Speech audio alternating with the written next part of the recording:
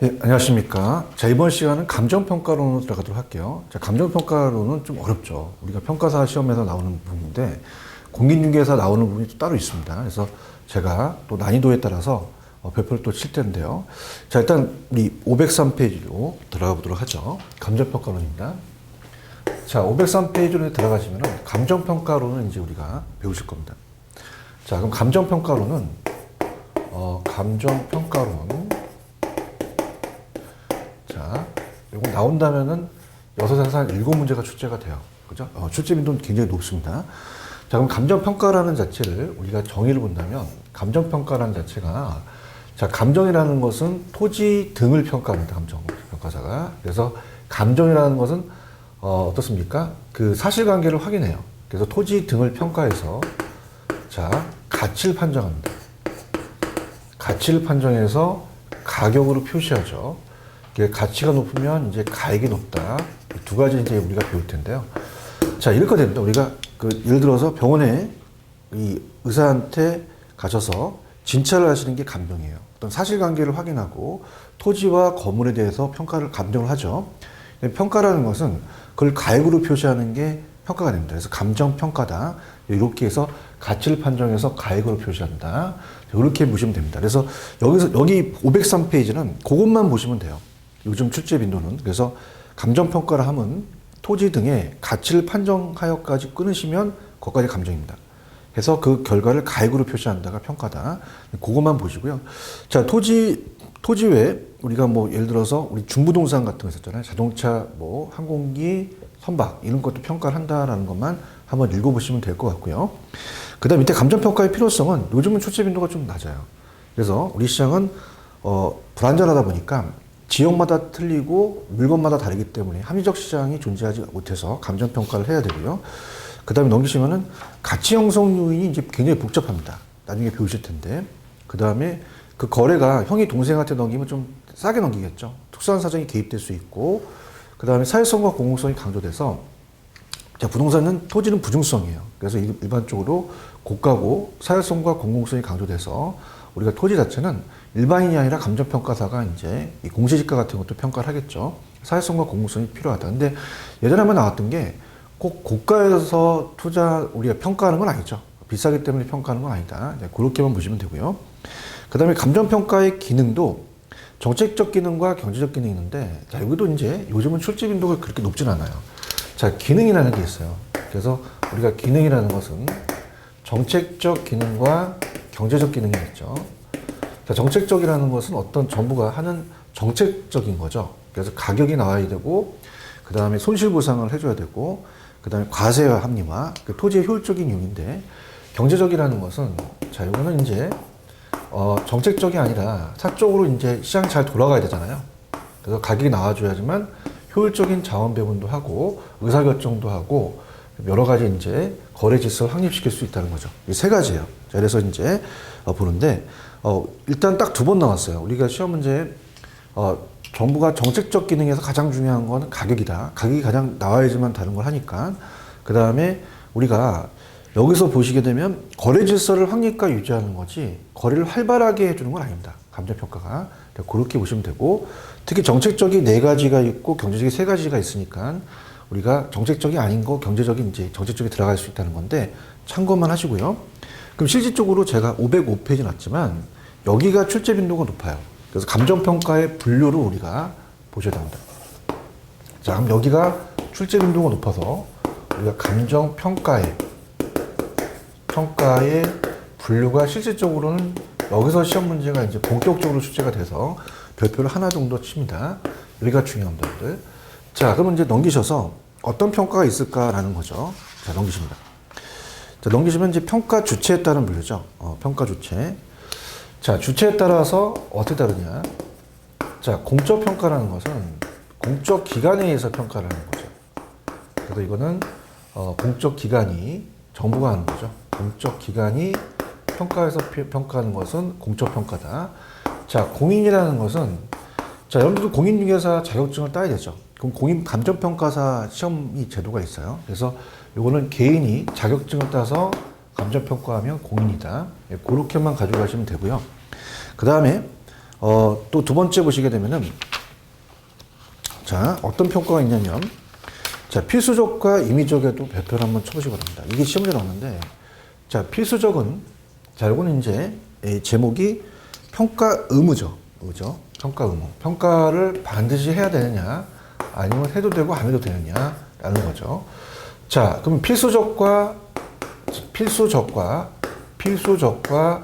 임의적 감정평가가 시험 문제 나왔었거든요. 자, 필수적은 어떻게 돼요? 우리가 글자 그대로 필수적으로 반드시 해야 되는 거죠. 그래서 의무적이라는 단어가 있고요. 또 반드시라는 단어가 나오겠죠. 자, 그래서 이거는 경매평가입니다. 경매 개시. 경매평가가 반드시 해야 되죠. 강압적으로. 자, 임의적이라는 것은 자유의사에 맡기는 거예요. 해도 되고 안 해도 되고. 그래서 필수적은 의무적이다. 그래서 이거는 경매평가라는 자체 체크 한번 해주시고요. 그 다음에 임의적이라는 건 강제 구속 없이 자유의사에 따라서 간다. 이렇게 가시면 되고요. 평가 목적은 공익에 쓰이면 공익평가, 그게 사익에 쓰이면 사익평가, 그 다음에 이제 법정평가가 나왔었거든요. 자, 법정이라는 자체도 우리가 주의하실 게, 자, 법정이죠. 그럼 법규에 정한 대로 평가한다는 거죠. 자, 그러면 이건 어떻습니까? 이건 필수적 평가라고 볼 수 있어요. 반드시 해야 되죠. 법에 나와 있으니까. 자, 수용시 보상평가라든지 이런 것들은 이제 법정평가다. 공시지가평가. 그래서 법정의에 보시면은, 자, 필수적이라는 거 동그라미 치시고요. 자, 그 다음에 세 번째 줄에 법령의 규정이라는 게 중요하죠. 그 다음에 이제 공공용지 매수 및 수용시 보상평가, 토지거래 규제를 위한 평가, 개발부담금을 위한 평가, 이렇게 보시면 됩니다. 자, 그 다음에 다른 것들은 이제 업무에 대한 기술이라는 건 그냥 단도평가는 평가사 혼자서 하고요. 합의제는 여럿이서 한다. 그렇게만 우리가 보시면 될 것 같고요. 그 다음에 이제 양가로 2번이 중요합니다. 자, 평가 조건, 전제 조건이에요. 평가 전제 조건에 따라 간다. 요거는 별표가 2개짜리입니다. 자, 그래서 현황평가와 조건평가가 있는데, 현황이 원칙이에요. 현황. 자, 현황이라는 것은 현재 주어진 상황 그대로 평가거든요. 그럼 토지 위에 건물이 있죠. 그럼 토지 위에 건물이 있으면 건물이 그냥 있는 거로 봐요. 그럼 당연히 이건 건부지로 감정평가입니다. 건부지로. 자, 그래서 건부지로 감정평가를 한다. 이렇게 보시는데, 조건부는 달라요. 조건은 우리가 어떠한 불확실성을 전제로 한다고 이제 미법 시간에 배우셨기 때문에, 조건부라는 것은 토지 위에 건물이 있어도 없는 거로 봅니다. 그럼 하나의 낮이라는 거죠. 자, 그러니까 현황이라는 자체는 현재 있는 그대로라고 나옵니다. 있는 그대로. 현재 상황 있는 그대로. 자, 그럼 있는 그대로 평가하면 현황이고, 조건을 전제로 간다면 조건인데, 자, 만약에 농지가 택지로 바뀌어요. 그럼 현재는 농지지만 택지로 바뀔 것 같다는 가정이죠. 자, 이것이 조건이 합리성이 있어야 되고, 우리가 합법적이어야 되고, 주관적이 아니라 객관성이고, 합리성, 타당성이 있어야 돼요. 그래서 우리가 현황 평가가 원칙입니다. 잘못하게 되면, 조건부로 하게 되면 남용될 가능성이 있거든요. 그래서 우리가 현황 평가를 원칙으로 가고, 예외가 조건부다. 이렇게 정리하시면 됩니다. 자, 그럼 현황 평가는 이제 감정평가에 관한 규칙에 정해져 있는 내용이 상당히 중요하거든요. 그러니까 여기를 좀 우리가 체크하는 걸로 갈게요. 자, 들어갑니다. 자, 그럼 항상 감정평가에 관한 규칙이라는 그 부분이 시험 문제에 6에서 3문제가량 출제된 적도 있었어요. 굉장히 많죠. 그래서 우리가 현황 기준 원칙이라는 걸 별표 치시고요. 자, 현황 평가는 기준 시점이라는 게 중요합니다. 기준 시점은 이제 이따 보여드리겠지만, 감정평가의 기준되는 날짜를 기준 시점이라고 합니다. 자, 그러면은 대상물건의 이용상 불법적이나 일시적인 이용은 제외됩니다. 포함이 안 돼요. 고법상 제한을 받는 상태로 간다. 그래서 이게 원칙이고요. 예외는 동그라미 2번에 가시면은 밑에서 두 번째 줄. 자, 그렇지만 특수한 경우에는 한정하는 조건을 붙여 감정평가할 수 있다는 것은 우리가 조건부 평가를 할 수 있다는 거죠. 자, 조건을 붙여 할 수 있습니다. 그러면 그것이 법령이 다른 규정이 있는 경우나 의뢰인이 요청하는 경우나 감정평가의 목적이나 대상물건의 특성에 비추어 사회 통념상 필요하다고 인정되는 경우가 가능하거든요. 근데 밑에 당연히 그것이 이 감정평가의 조건을 붙일 때는, 자, 합리성, 적법성 실현이 가능해야 됩니다. 만약에 4번처럼 이 합리성이나 적법성이 결여된다면 사실상 실현 불가능하다면 그 평가는 의뢰인에 대한 거부하거나 의뢰인을 수임을 처리할 수 있다는 거 꼭 기억하시기 바랍니다. 자, 그럼 밑에 현황평가가 원칙이라는 거 우리 법조항을 봤죠? 그래서 현황평가는 하나, 둘, 세 번째 보시면 형제 상황 그대로라는 자체가 나오죠. 근데 조건이라는 건 없었죠? 넘기시면은 자, 조건부라는 거는 예외적으로 아까 말씀드렸기 때문에 법령이 다른 규정이나 의뢰인이 요청하거나 감정평가의 목적이나 대상 물건의 특성에 비춰 사회 통념상 필요하다고 인정되는 경우는 조건을 붙여 가능하다라는 거 꼭 기억하셔서 조건부와 현황이지만 현황이 원칙이라는 거를 꼭 가져가시기 바랍니다. 자, 그 다음에 기한부하고 소급을 묶으세요. 그 다음에 자, 잠깐 512페이지로 가시면은 기준 시점이라는 게 있거든요. 512페이지.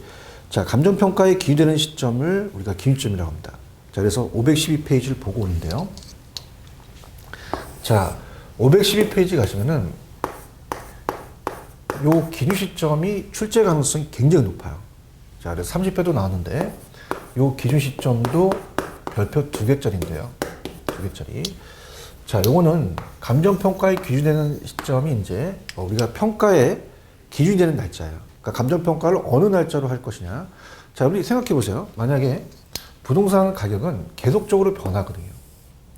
그럼 우리가 과거와 그다음에 현재하고 미래가 계속적으로 바뀝니다. 그럼 어느 날짜를 감정평가에 기준되는 시점으로 할지를 감정평가에 관한 규칙에 정해져 있다는 거죠. 자, 그러면은 자, 현재를 봤을 때 이 기준 시점은 가격조사 완료일로 봅니다. 그러니까 가격조사를 완료한 날짜를 기준 시점으로 봐요. 근데 항상 원칙이 있으면 예외가 있다고 말씀드렸죠. 그죠? 그럼 예외라는 것은 어떻습니까? 기준점이 미리 정해질 수 있어요. 의뢰인이 요청을 할 수가 있거든요. 자, 그럼 우리가 그 기준점을 과거의 특정일로 적은 것을 소급평가라고 하고요. 미래에 대한 거는 기한부 평가라고 합니다.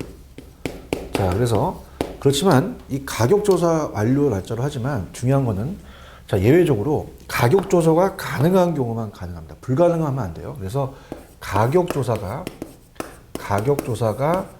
가능한 경우만 가능하다는 거죠. 불가능하면 안 된다는 거. 자, 불이 들어가면 안 된다는 거 꼭 기억하시기 바랍니다. 자, 그럼 512페이지 나가도록 하죠. 들어갑니다. 자, 512페이지 가시면은 기준점은 감정평가의 기준되는 시점이다, 밑줄. 그 다음 당연히 이건 필수적으로 기재돼야 돼요. 감정평가에 기준되는 시점이니까. 그래서 나중에 보셨지만 변동의 원칙과도 관련이 되거든요. 가격제 원칙. 그래서 2번이 별표 3개짜리입니다. 이거 잘 중요합니다. 가격조사를 완료한 날짜가 기준점이에요. 가격조사 완료일. 완료한 날짜. 그래서 요거를 기준점을 보고, 근데 다만 기준점 미리 정할 때는 그 날짜가 가격조사가 가능한 경우만 기준점 할 수 있다는 거 꼭 기억하시고요. 그럼 기준점은 감정평가사의 평가 시점과 일치되는 경우도 있으나 그렇지 않을 수도 있죠. 그래서 이렇게 보시면 되고, 임대료 기준점은 매달이면 매달 1일이 되겠고요. 1년으로 본다면 1월 1일이 되겠죠. 그냥 참고만 하시고요. 자, 그럼 잠시 우리가 넘어올게요. 넘어오시게 되면은 508페이지로 가시면은 기한부하고 소급 있잖아요. 그래서 기한부는 기준점을 장래 도래할 것이 확실한 일정 시점을 기준점으로 봅니다. 그죠? 그 다음에 소급이라는 것은 과거의 일정 시점을 기준점으로 보죠. 자, 이렇게만 체크하시면 되고요. 그 다음에 평가 조건에 일본에 사용되고 있는 평가는 출제 빈도가 낮습니다. 그렇다면은 저는 509페이지로 가시면, 자, 509페이지 가시면은 먼저 평가 기법상의 우리나라의 감정평가에 관한 규칙을 추천합니다. 여기가 별표 3개짜리입니다. 자, 우리나라는 감정평가가 평가 기법상에 대한 분류인데요. 우리가 이제 물건별 감정평가라고 하거든요. 감정평가에 나와 있는 규칙이 중요합니다. 그래서 일본 감정평가도 해드리긴 할 거예요. 근데 이제 출제는 한번 되고 나서 그 이후선 잘 출제가 안 되거든요. 그래서 우리 이제 어디를 키포인트로 잡냐면 509페이지를 키포인트로 잡으세요. 여기가 이제 별표 3개짜리다. 이렇게 봅니다. 자, 그래서 우리나라의 감정평가에 관한 규칙 제7조에는 감칙 7조에는 개별평가가 원칙입니다. 개별 물건 기준 원칙이죠. 그래서 하나씩 개별 물건. 그래서 하나씩 개별 평가하는 게 원칙이에요. 그래서 개별 물건 기준으로 갑니다. 개별 물건 기준의 원칙이다. 이렇게 봅니다. 자, 그래서 하나씩 물건마다 평가하는 걸 원칙으로 가거든요. 자, 그래서 그 조항이 대상 물건보다 개별로 하여한다고 되어 있습니다. 자, 그런데 이 개별 물건이 원칙이지만 예외가 있다는 거죠. 자, 예외가 세 가지가 있어요. 우리가 일괄, 구분, 부분이라는 게 있습니다. 자, 그러면 법조항에서 찾으실 때는 그냥 일괄, 그 다음에 구분, 부분을 가지고 바꿔내거든요. 특히 나중에 기출문제를 보겠지만 구분과 부분을 바꿔낼 가능성이 굉장히 큽니다. 자, 그럼 구분이라는 것은 가치라는 게 들어가고요. 가치를 구분해서 평가하죠. 그 다음 이거는 일부분만 평가를 하는 거죠. 자, 일괄평가는 자, 간단하게 이렇게 한번 볼게요. 예를 들어서 우리가 복합부동산이라는 걸 배우셨어요. 복합부동산은 토지와 건물을 하나의 일체로 봅니다. 그죠? 그러니까 우리가 복합부동산 같은 경우는 자, 민법에서는 부동산을 토지와 건물을 별개로 보죠. 두 개 이상의 물건을 하나에 묶어버리니까 일괄평가한다. 그래서 일괄평가라는 것은 어디가 중요냐면 둘 이상이 들어가죠. 둘 이상이 그 대상 물건이 일체로 거래되거나 대상 상호 간에 용도상의 불가분의 관계가 있는 경우는 일괄평가할 수 있다는 거죠. 그죠? 그래서 이렇게. 자, 그 다음에 구분이라는 것은 이렇습니다. 시험 문제에 이렇게 도로변에 한 필지가 있어요. 한 필지가 있으면은, 자, 전면하고 후면이 다르죠. 그럼 전면과 후면이 다르기 때문에 전면은 보통 상업지로 우리가 평가를 하고요. 주거지로 합니다. 그럼 전후면에 대한 게 가치를 달리한다고 나오거든요. 그럼 이거는 키포인트가 뭐냐면, 자, 하나의 대상 물건이라도 가치를 달리라는 게 있어요. 그럼 가치를 달리하는 게 나오면 무조건 이거 구분입니다. 그죠? 자, 부분평가는 수용시 보상평가를 생각하시면 돼요. 자, 이렇게 도로가 있으면요. 자, 예를 들어서 이렇게 지금 땅이 있습니다. 땅이 있으면은, 자, 이걸 지금 도로로서 편입시키려고 하거든요. 그러면 전체적인 그 가격에서, 자, 일체로 이용되는 부분에서, 자, 요 일부분만 평가한다는 거죠. 그러면 요 일부분만 들어갔다? 그럼 요거는 무조건 부분평가를 합니다. 그러면 시험 문제는 이거와 이걸 바꿔낼 가능성이 있어요. 자, 그래서 들어가겠습니다. 자, 509페이지 가시면은, 일단은 제7조의 법조항을 저는 추천해 드릴게요. 그래서 개별 물건이 원칙이다. 그래서 감정평가는 대상 물건보다 개별로 하여야 한다. 근데 우리가 좀 전에 토지와 건물이 일체로 이용되는 경우죠. 그래서 일체로 이용되는 경우, 둘 이상의 물건이 일체로 되는 경우는 어떻습니까? 불가분의 관계는 일괄하여 감정평가할 수 있다. 자, 하나의 대상 물건이라도 가치를 달리하죠. 그래서 가치를 달리한다는 게 중요합니다. 이 부분은 구분해서 감정평가고요. 자, 일체로 이용되는 일부분이에요. 이게 이제 전체적인 땅인데 여기만 도로로 편입하죠. 그래서 일체로 동그라미, 일부분 동그라미. 감정평가할 특수한 목적이나 합리적인 이유가 있는 경우는 그 부분에 대해서 감정평가할 수 있다고 나와 있거든요. 자, 그렇게 보시면 됩니다. 자, 그럼 우리가 세부적인 사항을 들어가 보도록 할게요. 자, 개별평가는 어떻습니까? 우리가 두 개 이상의 물건이 있는 경우 감정평가는 개별평가를 원칙으로 한다는 게 중요하고요. 예외가 있어요. 근데 일괄평가에 두 개 이상의 물건에도 일체로 이용되거나 대상물과 상호 간에 용도상의 불가분 밑줄 관계가 있는 경우는 일괄평가할 수 있다. 그러니까 예를 들어서 지금 3번에 말씀드렸던 복합부동산이잖아요. 그러니까 대지하고 건물을 구분하지 않고 일체로 평가할 때는 일관한다. 자, 이렇게 보시고요. 자, 그 다음에 이제 2번에 보시면은 예컨대 앞쪽에서 우리가 배웠지만 여러 필지의 토지가 하나의 핵지로 이용되는 경우에는 핵지 면적이 필지 면적보다 커서 일괄평가한다. 자, 우리가 예를 들어서 자, 가격이 자, 만약에 비슷하다면 1핵지로 묶을 수 있어요. 1번지, 2번지, 3번지가 뭐 100만 원, 110만 원, 112만 원 하면 비슷하잖아요. 그죠? 평당. 자, 그러면은 대형 건물 하나 지을 수 있죠. 자, 그럼 이거는 3필지를 자, 요거는 일액주로 묶어버린 거예요. 그러면 제가 하나인 게 면적이 크다 이렇게 갈게요. 왜냐하면 하나로 묶었기 때문에 획지가 더 면적이 큰 겁니다. 일액주로 묶었으니까 이건 일괄평가다. 이렇게 가시면 되고요. 자, 그 다음에 구분이 있습니다. 자, 구분은 어떤 게 중요한 겁니까? 한 개의 대상 물건이라도 밑줄, 가치를 달리한다는 게 중요하죠. 부분을 구분해서 평가한다. 자, 그럼 이거는 뭐냐면, 자, 구분평가는 이렇게 돼요. 만약에, 자, 이렇게 3필지가 있습니다. 3필지를, 자, 인위적으로 갑돌이가 여기를 주유소와 카센터로 사용할 수가 있거든요. 그러면은 어떻습니까? 하나의 필지를 두 액주로 나눠버려요. 두 액주로. 그러면 여러분 생각해 보세요. 아까는 1액주로 묶었으니까 일괄이고요. 가격으로 봤을 때. 2액주로 나눴으니까 가치를 달리하죠. 이건 구분입니다. 근데 면적이라는 자체는 하나인 게 면적이 크거든요. 필지 자체가 크죠. 그래서 필지가 더 면적이 크다. 그렇게 해서 제가 이번에 잡아드렸으니까 한번 읽어보시고요. 주상복합 건물이라는 얘기 많이 들어보시죠. 주상복합 건물은 한 건물에 1층은 상가, 2층은 주거가 있는데 가치가 다르기 때문에 구분평가한다. 이렇게 보시고요. 자, 그 다음 밑에 부분은 이제 나중에 규칙의 물건별 평가이기 때문에 나중에 가서 제가 말씀을 드리겠고요. 그 다음에 이제 부분이에요. 넘기시면은 부분은 일체로 이용되는 대상 물건의 일부를 평가하지 아니함을 원칙으로 하지만 일체로 이용되는 부분에 대해서 일부분만 감정평가할 수 있다는 얘기죠. 자, 그래서 그건 부분평가로서 전체에서 일부를 본다는 겁니다. 그래서 3번이 잘 나옵니다. 이게 수용시 보상평가 때는 무조건 부분입니다. 그러니까 일필지의 일부분이 많이 도시계획시설 등에 저촉되어 수용될 경우에 저촉된 부분만 보상평가하는 경우를 부분평가라고 하죠. 자, 이렇게 보시고요. 자, 그러면은 우리가 그 감정평가의 여기 부분을 좀 강하게 가시고요. 508페이지 가시면 평가 조건에 따른 분류는 좀 출제 빈도가 낮아요.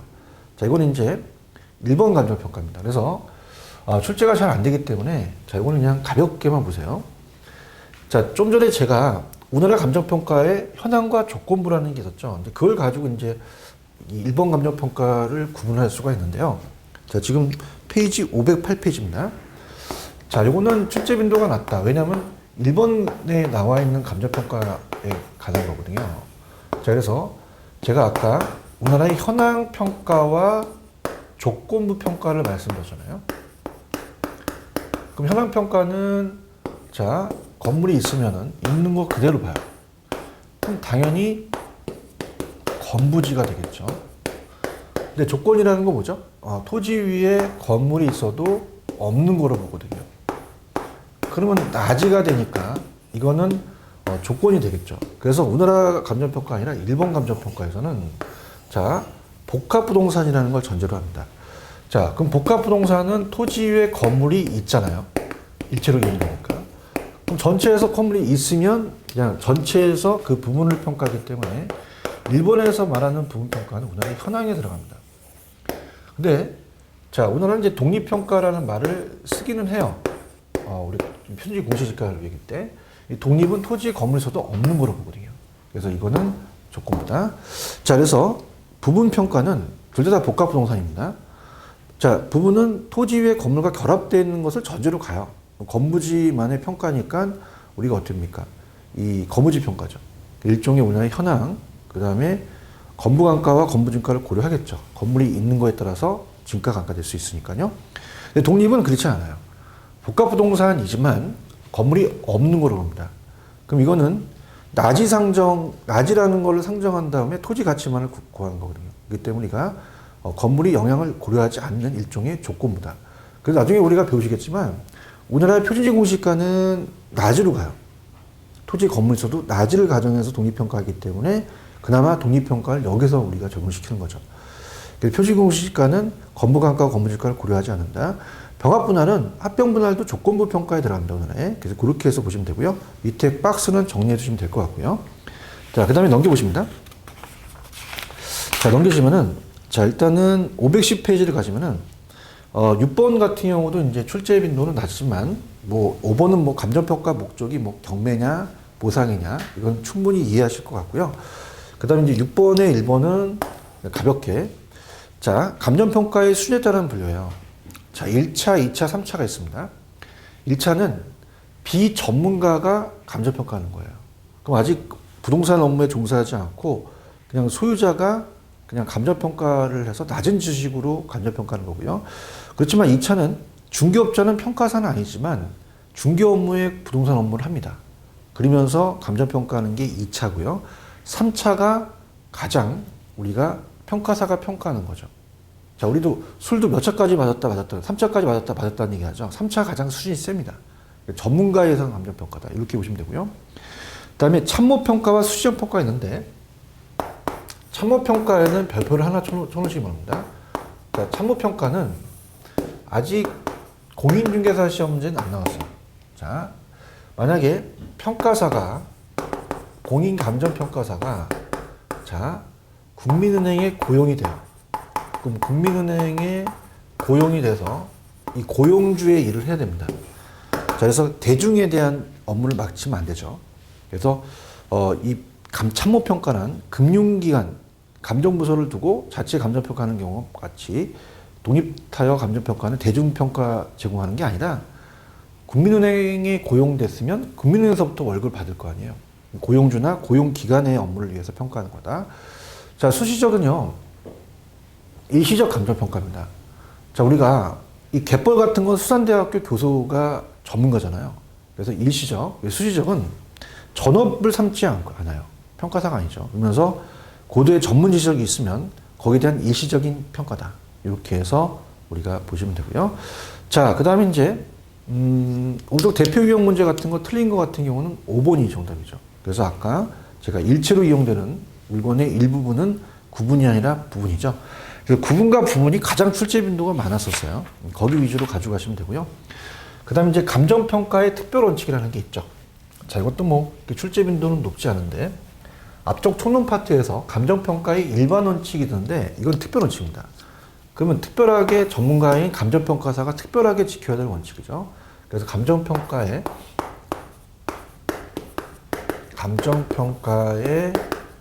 특별 원칙이다.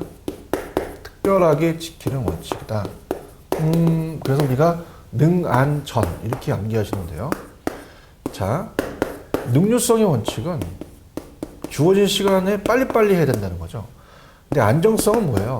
감정평가사가 너무 빨리 하다 보면 안정성에 대한 여러 가지 거래사고가 발생할 수 있죠. 그래서 능률성과 안정성은 상호 견제관계고 의뢰인한테 잘 전달하는 전달성의 원칙이 있다.